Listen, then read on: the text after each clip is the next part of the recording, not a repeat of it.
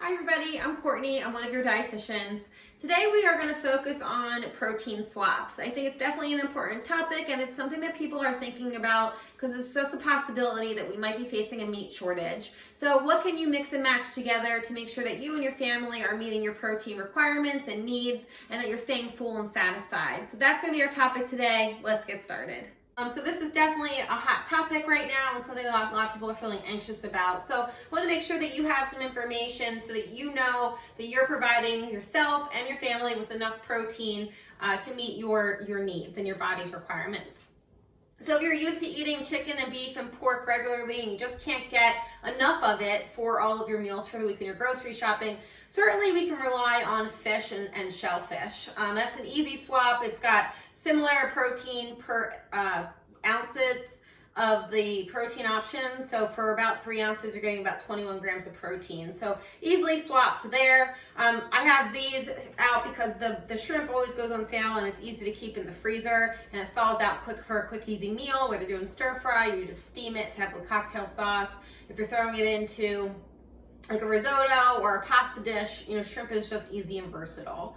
Then I have the mahi loins here, the bag. We finished them last night, but I just wanted to show you the bag. I stock up on these individually vacuum sealed fish just because that way I know that they're in there and I have them when I need. Our family eats fish pretty regularly. I'd say probably about 3 to 4 times a week. It's recommended that you eat fish 2 to 3 times a week if you're a fish eater.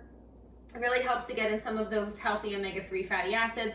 Plus, they tend to be really lean protein options, which are good calorie-wise and fat-wise.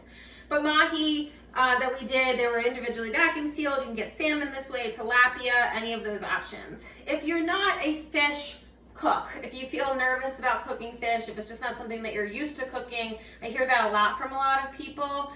Start out with like firm white fish like mahi. Or salmon. Salmon is very forgiving because it's got natural fat in it, so it doesn't really dry out very quickly, and it's a little bit more forgiving flavor-wise for what herbs and spices you might add in. There's lots of different marinades and flavor profiles you can use for salmon and fish in general, but those would be the two that I would kind of start out with, and tilapia for the home cook who's not used to cooking fish. And then baking it, broiling it, and pan-searing it are super easy. So those would be what I would probably start with. But kind of stocking up on these things and focusing on maybe having it a little bit more often in your week if you can't get the chicken and the beef and the pork that you might be used to. Shrimp and shellfish, I just want to kind of hit on with cholesterol. Just be mindful that the issue with shellfish is not that it's so high in cholesterol that you shouldn't eat it. I know that's kind of been told to people who have high cholesterol over the years. It's not really that big of an issue because there's not fat that comes along with the shellfish cholesterol. So as long as you're not eating it with drawn butter and in an Alfredo sauce or deep fried, you're okay to have it, more than once a week. You could have it twice a week, even 3 sometimes. But just being mindful of variety in this situation. When you can buy a couple of different kinds of fish and seafood, try to do it.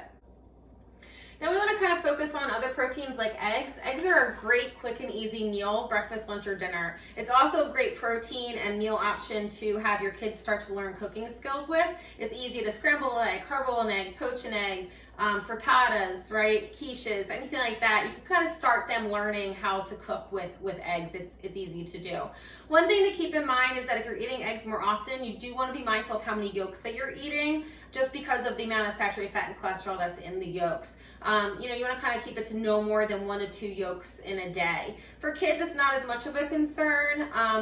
So I wouldn't limit the yolks for kids, but for adults, you do want to be mindful specifically if you have any heart health issues. So fish, seafood, and eggs, definitely keep them on hand. Kind of moving more into the plant-based protein options, things like edamame.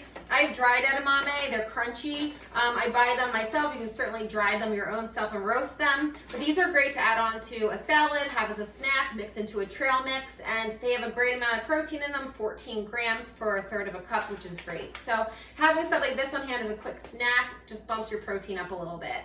Frozen edamame that's shelled and cooked already, all you have to do is thaw them out. The other day I did a quick slaw recipe where I used the edamame as the protein. You could use these shelled edamame and throw them into pasta dishes, rice dishes, stir fries, salads. You could just have them as a snack. They really are versatile as you would use any kind of chicken.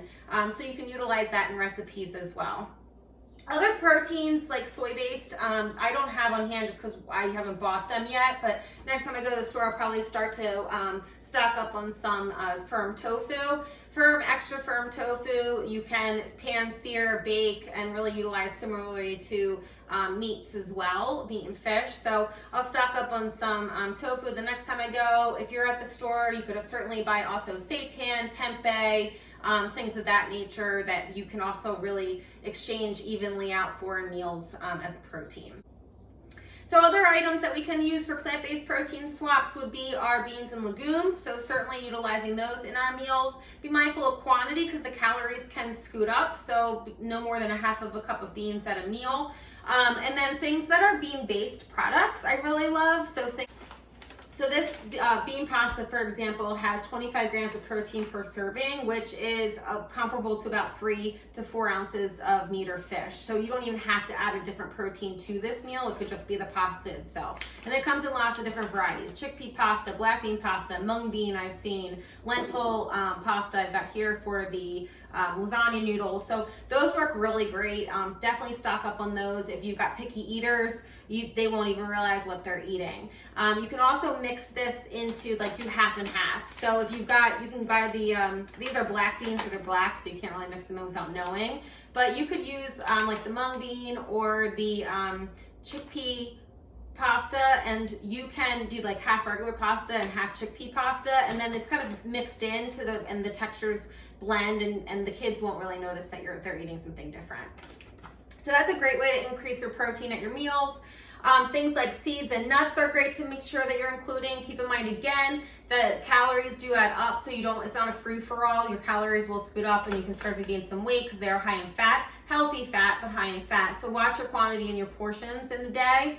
Quinoa and other fortified grains. Quinoa is a great protein choice. It's got about 6 grams of protein per serving, which is like 1/2 cup cooked. So that's a great protein add-in in a meal. It just helps to kind of, every little bit that you combine these different plant-based proteins in a meal increases that protein profile to make sure that you're meeting your needs for the meal and for the day. Other grain options that are great are some of these fortified tortillas and breads. A lot of the whole grain options have 5, 6, 8 grams of protein per serving, which just helps kind of add everything up, keep you a little bit fuller and satisfied. You can also mix in things like our mushrooms. They really give that umami taste that you might be used to with the beef or pork, and mixing in these into your recipes can help to kind of give you the flavors that you're used to. So these are just some ideas to kind of utilize to make sure that you're comfortable with swapping out the plant-based proteins for your meats that you're used to. Keep in mind that protein deficiencies is not something that is common in the US. Most adults easily meet their protein needs in the day within eating, I'd say, a meal and a snack. So it's not hard to get your protein needs in. Most of us eat more than we need in a day. So this isn't something that's going to cause health scares or cause you to not be healthful if you're not, adding in all of these protein choices. You'll still probably meet your needs. If you're concerned, definitely meet with a dietitian and go through your meal plan. I know that a lot of people are offering virtual classes and virtual counseling sessions, so definitely take advantage of those. So that's what I've got for you today. Ingredient swaps, protein swaps. Check out the handout that goes along with this video. Hopefully this helps you out. Have a great day, and I will see you guys soon. Bye.